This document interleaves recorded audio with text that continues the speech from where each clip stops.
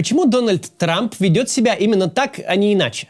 Почему он 1,5 недели был так строг с Украиной, а России не достается и малой части такого давления? Что будет делать Трамп, если Путин не согласится на предложение о перемирии, что, в общем-то, уже произошло? Эти вопросы сейчас волнуют всех, кто следит за политическими событиями в мире.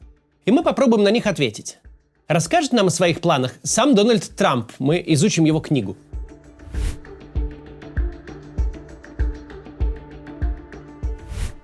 С момента инаугурации Трампа количество инфоповодов вокруг войны России с Украиной побило все рекорды.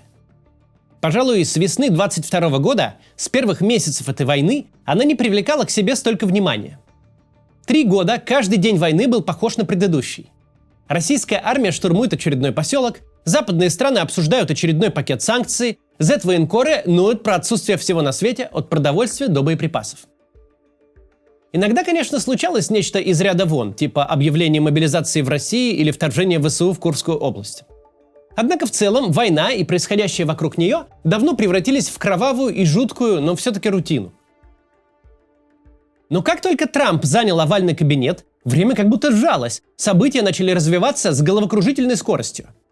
Еще и 2 месяцев не прошло, а Трамп уже успел поругаться и помириться с Зеленским, отказать Украине в военной помощи и передумать, договориться с Киевом о готовности прекратить огонь и выдвинуть чуть ли не ультиматум Путину. Да, быстро прекратить эту войну было одним из главных предвыборных обещаний Трампа.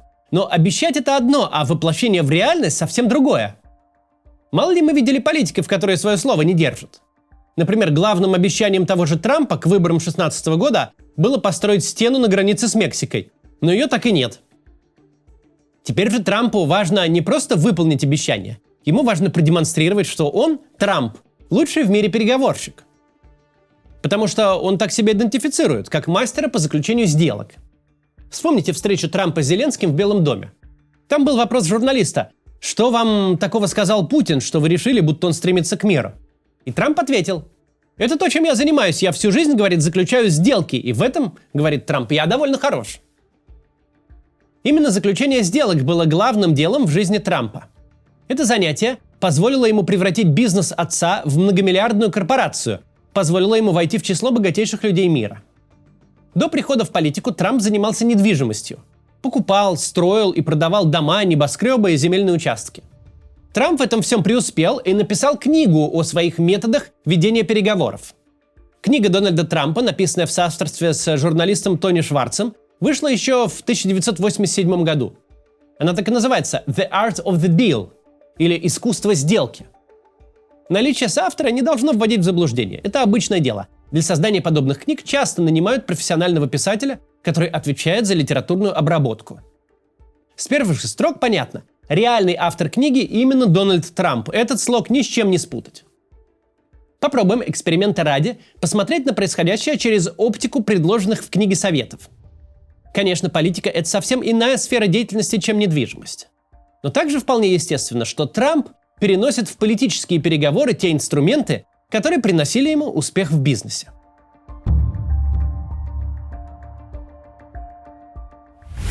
Книга Трампа построена следующим образом. Он описывает типичную неделю из своей жизни. Вся неделя заполнена переговорами. Потом он рассказывает, какими основными принципами он руководствуется при заключении сделок. А затем демонстрирует на примере из своей жизни, как эти принципы привели его к успеху. А в конце 80-х Трамп, как бизнесмен, был действительно на пике своего могущества. Недаром сценаристы фильма «Назад в будущее», вышедшего на экраны в 89-м, сделали главного отрицательного героя Биффа Таннена, ставшего в альтернативной истории зловещим миллиардером, похожим именно на Трампа. Всю суть своего метода Трамп объясняет уже в начале книги. Мой стиль заключения сделок достаточно прост. Я целюсь очень высоко, а затем просто давлю до тех пор, пока не получаю желаемого. Иногда я удовлетворяюсь меньшим, чем рассчитывал, но в большинстве случаев я получаю то, что хочу. Это очень самоуверенное и хвастливое заявление, но оно абсолютно в духе Трампа, каким мы его знаем. И да, именно так он обычно себя и ведет. Но есть и более конкретные принципы. Один из них – get the word out, то есть создавай публичный резонанс. Трамп утверждает: ключ к моему продвижению – бравада. Трамп – мастер публичности и саморекламы. Когда-то он рассказывает, что небоскреб Трамп Тауэр в Нью-Йорке будет самым роскошным и престижным в мире, помогали ему продавать дорогие квартиры. Еще до недавних выборов он ворвался в информационную повестку с заявлениями, что если бы он был президентом, то закончил бы войну за 24 часа, а вообще она бы и в принципе не началась. Он делал подобные заявления и в роли избранного президента, и уже после инаугурации. Но никакой конкретики в заявлениях нет. Просто, мол, только я, Дональд Трамп, в состоянии добиться мира, и скоро это сделаю. Это стратегия, изложенная Трампом в его книге. По его мнению, создание публичного резонанса вокруг сделки, постоянная шумиха, сохранение медийного фокуса на проблеме подталкивает стороны к компромиссу. Здесь сейчас прервемся на короткую рекламу. Посмотрите, пожалуйста. Если вы планируете развивать бизнес в США, открыть дочернюю компанию или начать стартап, сейчас появилась отличная возможность. Юридическая фирма Birgelow приглашает вас на двухдневную конференцию CABXPO Чикаго 2025. Мероприятие пройдет 16 и 17 апреля в Чикаго. Оно разработано специально для тех, кто планирует заняться бизнесом в Соединенных Штатах. Там вы сможете получить консультации с ведущими экспертами в области бизнес-иммиграции, включая Юрия Бирга. Это русскоязычный адвокат с 30-летним опытом, основатель фирмы Birgelow и автор собственной методики успешной иммиграции. На конференции вы также узнаете все про визовые возможности для бизнеса и семьи, какие программы вам подойдут для переезда, а какие не очень. А еще сможете наладить новые деловые связи, познакомившись с другими предпринимателями, юристами и инвесторами. Возможно, найдете партнеров или владельцев уже организованного бизнеса, которые ищут вложений или покупателей.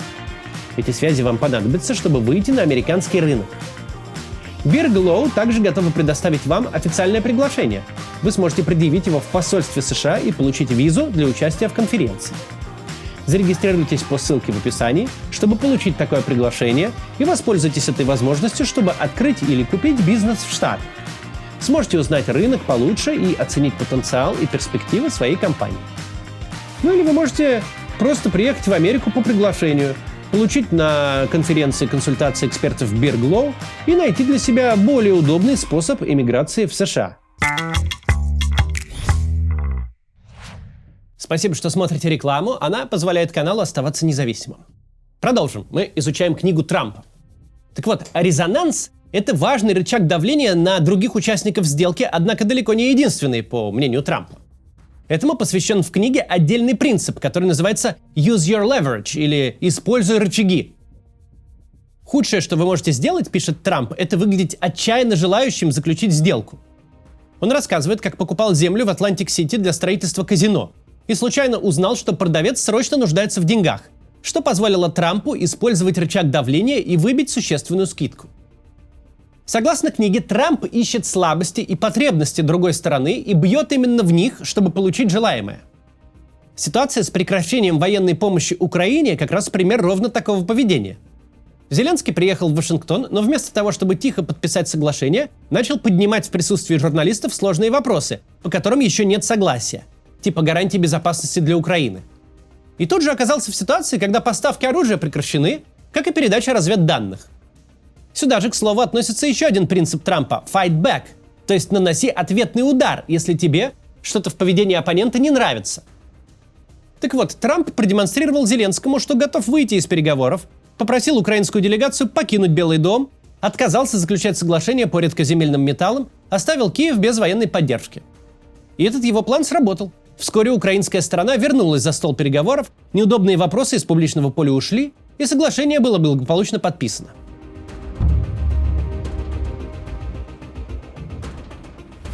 Но почему же Трамп так сильно давит на Зеленского, который вообще-то не начинал войну и совершенно оставляет в стороне Путина? Это выглядит так, словно американский президент солидаризируется с агрессором. Дошло до того, что госсекретарю Марко Рубио пришлось объяснять журналистам, что США не будут поставлять оружие и военную помощь Москве. Тут Трамп применяет на практике другой свой принцип, описанный в книге «Know Your Market» или «Знай свой рынок». Как пишет Трамп, для успешной сделки нужно хорошо разбираться в потребностях и психологических особенностях другой стороны. И рычаг давления применять с учетом этого знания. Трамп прекрасно понимает, Путин ненавидит делать что-то под давлением. ставить ему публичные ультиматумы и давать 24 часа на принятие решения – лучший способ сорвать заключение сделки. Поэтому с Путиным он пока действует деликатно, избегает любой критики в его адрес, чтобы российский президент смог сохранить лицо. Например, для Путина очень важно лично сесть за стол переговоров с Трампом. Сам факт возможности такой встречи – отличная приманка для Кремля. И Трамп тут по-прежнему держит интригу. Эта возможность постоянно витает в воздухе, но пока никак не материализуется. Американскому президенту важно иметь такой рычаг воздействия, и исходит он именно из путинских персональных особенностей. Зеленский же, очевидно, в намного более уязвимом положении, и поэтому давить на него, по мнению Трампа, можно без ограничений. Украина зависит от поставок американского оружия и разведданных и не сможет отказаться от этой поддержки. Кроме того, Трамп публично поднял вопрос о легитимности Зеленского, а СМИ начали обсуждать, что Вашингтон якобы ведет переговоры с его возможными сменщиками на президентском посту. Трамп считает вполне возможным на этом играть, чтобы получить от Киева желаемое. Все это звучит как-то, ужасно, просто цинично, неправильно с точки зрения политики. Политика-то должна, как мы привыкли ее видеть, особенно в Соединенных Штатах, должна быть основана на ценностях, на принципах. А тут мы видим совсем другое. Но важно понимать, что именно этот человек является президентом США. Именно он у руля. И его жизненные принципы будут определять то, когда в дальнейшем пойдет разговор.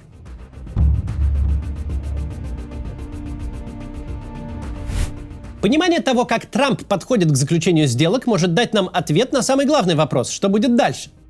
Конечно, мы не можем знать этого наверняка, но сделать какие-то прогнозы по поведению Трампа, исходя из написанной им же книги, можно. Сделать это попробуем сейчас мы. Безусловно, Трамп продолжит нагнетать публичный резонанс вокруг переговоров. Он будет представлять все так, будто сделка уже почти подписана, и остаются лишь какие-то мелочи, чисто формальности, чтобы довести ее до конца. Это будет нагнетать атмосферу всеобщего ожидания, будто война вот-вот закончится, и оказывать давление как на Киев, так и на Москву. Трамп будет искать рычаги воздействия на Россию, если Путин откажется от предложенного 30-дневного перемирия, что, скорее всего, и произойдет. Довольно маловероятно, что эти рычаги будут чисто экономическими, типа новых санкций. Скорее, Трамп будет искать возможность сыграть на самолюбии Путина, на его желании быть великим геостратегом. Он уже обмолвился о том, что Россию нужно вернуть в большую семерку, то есть сделать ее большой восьмеркой. Идея как раз в стиле Трампа. Большая семерка, с его точки зрения, это совершенно бессмысленный клуб, членство в котором ничего не стоит. А для Путина это как стеклянные бусы для индейца, это ему важно. Ради такого он вполне может пойти на уступки, поэтому почему бы ему это не дать? Впрочем, если договориться с Путиным не удастся, или Зеленский попытается затянуть переговоры, или начнет ставить заведомо нереалистичные с точки зрения Трампа условия, типа возврата к границам 1991 года, тогда Трамп может начать действовать жестче. Вплоть до демонстративного выхода из сделки. Мол, стороны не хотят договариваться, значит, Америка не будет больше в этом участвовать и не будет больше платить за чужую войну. Или наоборот, будет еще больше присылать оружие и добьется того, чтобы Украина как-то продвинулась на поле боя. Если против будет Путин. Но этот демарш, если он случится, в итоге почти наверняка окажется временным. Потому что на самом деле Трамп сколько угодно может делать вид, что он не заинтересован в результатах переговоров между Россией и Украиной. Но мы понимаем, это лишь прием. Это еще один ключевой принцип из его книги «Deliver the goods» – «Добивайся результата». Его суть – ты не можешь долго дурачить людей. Рано или поздно ты должен показать результат. Политический капитал Трампа поставлен здесь на карту, причем поставлен им самим. Он много вложил в промоушен, сделал огромное количество громких заявлений и теперь не сможет без ущерба для себя просто умыть руки со словами, что все это, мол, спор славян между собой и нечего нам туда влезать. Трампу нужно будет заключить какую-то сделку. Вполне вероятно, что она будет далека от идеальной, оставит после себя множество вопросов и нерешенных проблем, и никому не понравится. Какую-то символическую победу должна будет получить Россия. Но и для Украины такая сделка не должна выглядеть капитуляцией. Трамп в книге описывает подобную ситуацию так: дай оппоненту немного меньше, чем он хочет, но достаточно, чтобы он согласился. Конечно, есть вероятность, что у него совсем ничего не выйдет. Все-таки переговоры о мире – это не торговля недвижимостью. Но действия Трампа – это не просто набор хаотичных движений. Руководствуется он, судя по всему, не какой-то личной симпатией к Путину и антипатией к Зеленскому, как может показаться. Он действует в соответствии с теми принципами, которые принесли ему успех в бизнесе и в жизни. Очень хотелось бы надеяться, что сработают эти принципы и в политике, и у него получится устроить мир. До завтра.